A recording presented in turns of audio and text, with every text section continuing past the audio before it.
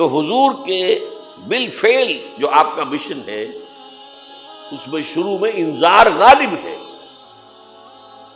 وہ تو اب تک کچھ لوگوں نے تسلیم کیا، کچھ لوگ ایمان لائے، کچھ لوگ قریب آئے، کچھ تربیت میں سے گزر رہے، انہیں بشارت دیتے تھے. تمہارے لیے بشارت ہے، سلام علیکم. یہاں تک کہا گیا ہے نبی یہ جو ہمارے مومن بندے آپ کے پاس آتے ہیں وَخْفِضْ جَنَاحَكَ لِلْمُؤْمِنِينَ، ذرا اپنے کندھوں کے ان کے سامنے جھکا کر رکھا کیجیے، ان پر شفقت کیجیے، ان سے محبت کے ساتھ پیش آئیے. یہ ہمارا تحفہ ہے آپ کے لیے، ہم نے انہیں چنا ہے آپ کے لیے، یہ آپ کے صحابی بنیں گے. انقلاب کے اندر یہی تو دست و بازو ہوں گے. ٹھیک ہے ان میں غلام بھی ہیں، ان میں غریب بھی ہیں، ان میں مزدور بھی ہیں، لیکن یہی ہیں جو تاریخ کے دھارے کا رخ موڑیں گے. پھر بشارت کا دور آیا ہے بعد میں، شروع میں تو انذار ہے. یا میرا جی چاہ رہا میں آپ کو حضور کا ایک خطبہ اور سنا دوں انذار ہی کے حوالے سے. جب آیت آئی کہ اب انذر عشیرتک الاقربین، اے نبی اب اپنے قریب کے رشتہ داروں کو خبردار کیجیے. یہ جو مشن شروع ہوا حضور کا، یہ ہمارے آج کے واعظوں کے مانند نہیں ہے کہ دنیا بھر میں واعظ کہتے پھرتے گھر والوں کی خبر ہی نہیں، اولاد کدھر جا رہی ہے اس کے بارے میں فکر ہی نہیں. واعظ بہت بڑے ہیں. Charity begins at home. سب سے پہلے دعوت دیجیے اپنے گھر والوں کو اور اپنے رشتہ داروں کو. وانذر عشیرتک الاقربین. تو حضور نے حکم دیا حضرت علی کو رضی اللہ تعالی عنہ، علی ایک دعوت طعام کا بندوبست کرو اور سب بنی ہاشم کو بلا دو. بنو ہاشم میں زیادہ قریبی رشتہ دار. یہ آپ کو معلوم ہونا چاہیے کہ جیسے ہمارے ہاں ایک قبیلہ ہوتا ہے وٹو قبیلہ.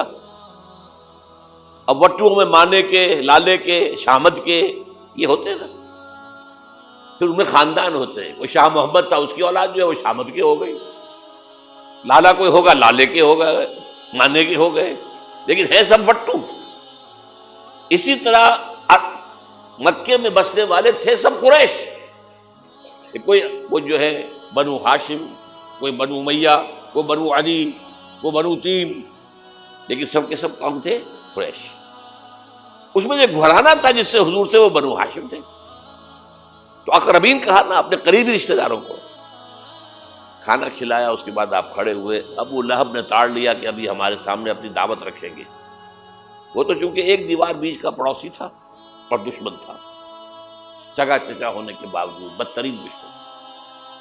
اس نے شور مچایا، ہوٹنگ کی، اور کسی نے بات نہیں سنی اور یہ کوشش ناکام ہو.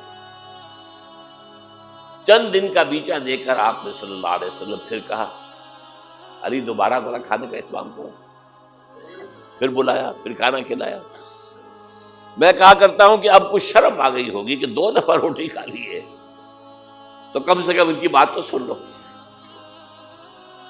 یہ خطبہ جو دیا ہے حضور نے صلی اللہ علیہ وسلم، عظیم ترین خطبہ، جامع ترین خطبہ. لیکن مجھے عجیب ہے، یہ محسوس ہوتا ہے کہ ہمارے ہاں احادیث کی کتب میں میرے علم کی حد تک یہ موجود نہیں ہے. مجھے یہ خطبہ ملا ہے نہج البلاغہ سے، اہل تشیع کی جو اہم ترین کتاب سمجھ لیجیے. حضرت علی کے خطوط، خطبات، حضور کی حضرت علی کے اشعار، بحیثیت خلیفہ جو آپ کے فرامین، یہ سب جمع کیے گئے ہیں نہج البلاغہ. اس میں یہ خطبہ، اس میں ایک چیپٹر ہے خطبات نبوی، اس میں یہ پہلا خطبہ. ایک ایک لفظ جو ہے حکمت کا موتی ہے. آپ کھڑے ہوئے، ان الرائد لا یکذب اہلہ. دیکھو لوگوں، کسی قافلے کا رہنما کبھی اپنے قافلے والوں کو دھوکہ نہیں دیا کرتا. کیا بتایا کہ میں اس قافلہ انسانیت کا رہنما بنا کر بھیجا گیا. واللہ لو کذبت الناس جميعا ما کذبتکم ولو غررت الناس جميعا ما غررتکم. خدا کی قسم میں پوری دنیا سے جھوٹ بول سکتا بالفرض تو تم سے تو کبھی نہ بولتا. You are my kith and کن.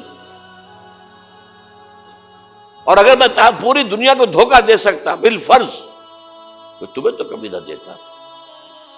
یہ تمہید ہو گئی. 3 جملے. چوتھے جملے میں ایمان باللہ ایمان بالرسول دونوں آ گئے.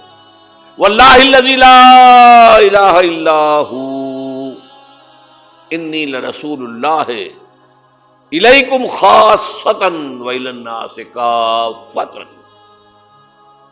قسم ہے اس اللہ کی جس کے سوا کوئی الہ نہیں. توحید آ گئی. میں اللہ کا رسول ہوں تمہاری طرف خاص طور پر اور پوری دنیا کی طرف عام طور پر. اب جو جملے آ رہے ہیں وہ سارے انذار آخرت پر ہیں. واللہ لتموتن کما تنامون. خدا کی قسم تم سب پر موت آئے گی جیسے کہ روزانہ رات کو سو جاتے ہو. ثم لتبعثن کما تستيقظون. پھر ایک صبح ہوگی جب اٹھا لیے جاؤ گے جیسے کہ روزانہ صبح بیدار ہو جاتے ہو. وہ صبح قیامت بھی آئے گی. اور کبھی آپ نے نوٹ کیا بیداری کے وقت کی دعا مسنون کون سی ہے؟ الحمدللہ الذی احیانی بعدما اماتنی والیہ النشور. اللہ کے حمد، اس کی تعریف، اس کا شکر جس نے مجھے دوبارہ زندہ کر دیا اس کے بعد کہ مجھ پر بہت طاری ہو گئی تھی.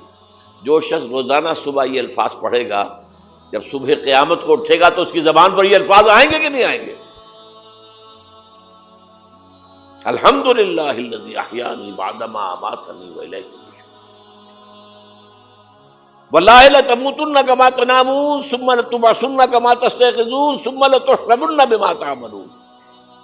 پھر حساب کتاب لیا جائے گا جو کچھ تم کر رہے ہو اس کا. ثم لتجزون، پھر لازماً جزا دی جائے گی. بالاحسان احسانا وبالسوء سوءا. اچھائی کا اچھا بدلہ، برائی کی بری سزا. وانھا لجنۃ وبدا او لنار ابدا. اور وہ کیا ہے؟ یا ہمیشہ ہمیشہ کے لیے جنت اور یا ہمیشہ ہمیشہ کے لیے آگ. اللہ اسے ہمیں بچائے. سبحي نفسي وصلي عند سطر العاديات